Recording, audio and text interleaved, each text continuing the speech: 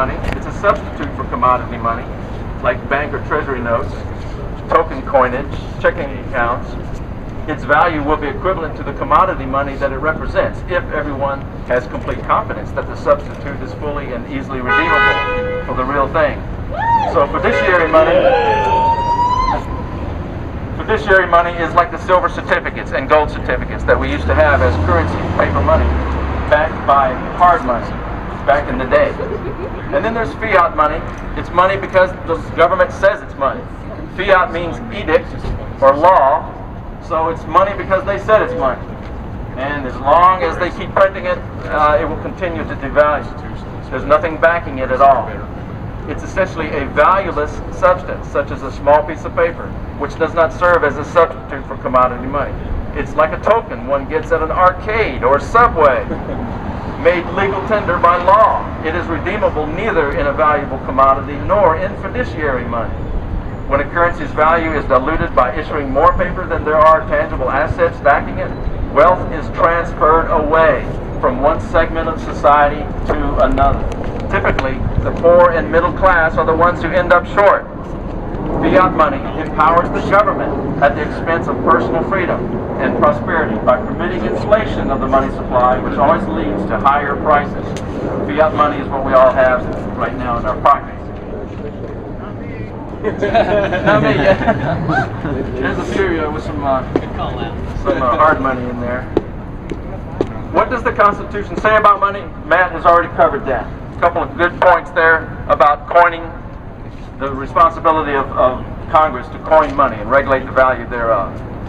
And James Madison explained further, by regulating the value thereof and of foreign coin, power was granted to Congress to create what James Madison explained was uniformity in the value of both domestic and foreign coin.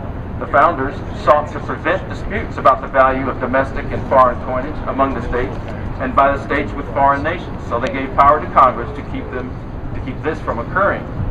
The Constitution lists no grant of power to print paper money or emit bills of credit, which is the term for paper money that they used at the time. And if no such power was granted, Congress has no authority to engage in the process or to delegate it to any central bank, including the Federal Reserve. Yeah. Twice in our history, as you may have heard, we've had a central bank. I believe it was Jefferson that turned down the first national bank, and Andrew Jackson, Tennessee's own Andrew Jackson, shot down the second national bank. So I think in the Fed movement, we'll take down the third national bank. That's right. Yeah. Yeah. What about counterfeiting? As for the constitutional grant of power to punish counterfeiters of both the securities and current coin of the U.S., the founders intended that the same governmental unit possessing power to ensure uniformity in the value of the coin would also have the power to punish anyone who counterfeits it. Note that there was no power given to punish counterfeiters of U.S. paper money, since the Constitution does not authorize U.S. paper money or bills of credit. He talked about inflation. Matt mentioned that. Simply the broadening of the paper money supply, which causes higher prices. During inflation, the value of money ends up in the possession of whoever does the inflating. The counterfeiter is the simplest example of an inflator at work. If he produces some good-looking bills, he can spend them and walk away with someone else's goods or services for the cost of paper, ink, and some time on a printing press. He has traded essentially worthless paper for valuable goods. The previous owner of the goods or the provider of the services is left holding the counterfeit bills. If he fails to realize that they're counterfeit, he will pass them on in some other transaction. In virtually all cases, the fact that the bills are illegitimate will eventually be discovered and someone will be defrauded. If the counterfeit currency is not discovered to be bogus and the counterfeiter continues to introduce quantities of it into the system, then all holders of currency are defrauded. Inflation, in a very real sense, steals from those who hold money. When practiced by governments, inflation is a hidden tax on all holders of money, including all deposits and investments denominated in the unit of currency being inflated. So inflation is a hidden tax. Taking of the wealth of the people by government, inflation fits that definition exactly. Therefore, anyone figuring his tax bill must add amounts taken not only via income tax or corporate tax or excise tax, but also the hidden tax of inflation. The Federal Reserve creates currency with a simple bookkeeping entry and then purchases government securities on which it then collects interest. This newly created currency expands the money supply, which constitutes inflation. It's a tactic turned to by governments in debt, a hidden way of forcing the people to pay for programs they would not allow if direct taxation were demanded of them. Hopefully that gives you a good understanding of what they've been doing for nearly 100 years with the Federal Reserve. The Federal Reserve has no oversight. Hopefully we can change that with the bills that Ron Paul is bringing. No branch of the federal government owns any portion of the Fed, and there is no official oversight of the Fed from Congress or any government entity. The Fed's website suggests that its duties fall into 4 general areas: conducting the nation's monetary policy, supervising and regulating banking institutions, maintaining the stability of the financial system, and providing financial services to depository institutions, the U.S. government, and foreign official institutions. Yet, since the establishment of the Federal Reserve, the U.S. dollar has lost over 95% of its purchasing power, while the Fed maintains a monopoly over the issuance of banknotes or cash. The temptation to issue more paper money than can be redeemed by the issuing agency has proven irresistible. So if you give somebody the power to inflate money and the power to print money, they're going to print money. They're going to inflate.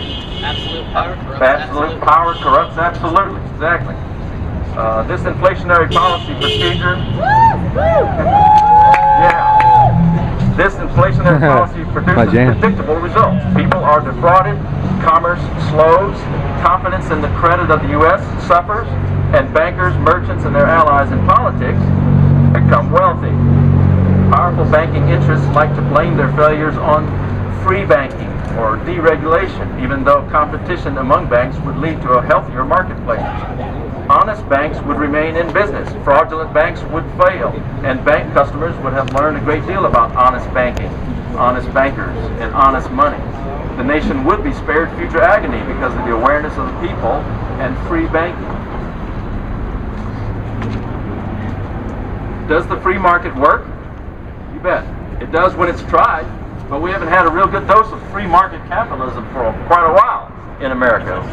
They've been moving towards socialism for decades. But America does not now have a truly free market. It has not for a long time. The economy has been harmed by excessive government spending, debt, taxation, and regulation. It has also been harmed by the creation of money out of thin air by the Federal Reserve. Yet the problem is being blamed on the free market. And the solution that is being offered by Congress is to spend more, borrow more, tax more, regulate more, and create more money out of thin air. Never mind that doing more of what caused the problem can only make the problem worse. Common sense demonstrates that the economy cannot be moved out of recession or depression with increased spending. Children are taught that a penny saved is a penny earned via a trusty piggy bank. Responsible parents know that they cannot provide for themselves and their families through endless borrowing. They have learned to live within their means, and save for living above their means leads to painful decisions. It's no different with the government, except that the government can and does finance its debts by borrowing money from the Federal Reserve. The Fed, in turn, creates the money out of thin air. The Fed also pumps newly created money into the economy through the banking system by artificially lowering interest rates. Children are taught that money does not grow on trees, but the Fed treats money as if it does. It expands the amount of money in the economy, claiming that the additional money will jumpstart the economy. The problem is that expanding the money supply, the true definition of inflation, devalues the money already in circulation, causing prices to rise. But inflation is only part of the problem. Fed manipulation of interest rates below what the market otherwise would dictate has encouraged bad loans and malinvestments that later provided the rationale for government bailouts last year. So too has the Community Reinvestment Act, which has effectively compelled banks to make subprime loans to people who could not afford it. But government bailouts will only make the problem worse, since the money for the bailouts will come out of the pockets of the American taxpayers one way or another. Moreover, government bailouts reward the recipients for their bad business decisions and spending habits and encourage more of the same. The real way to help the economy is to slash government spending,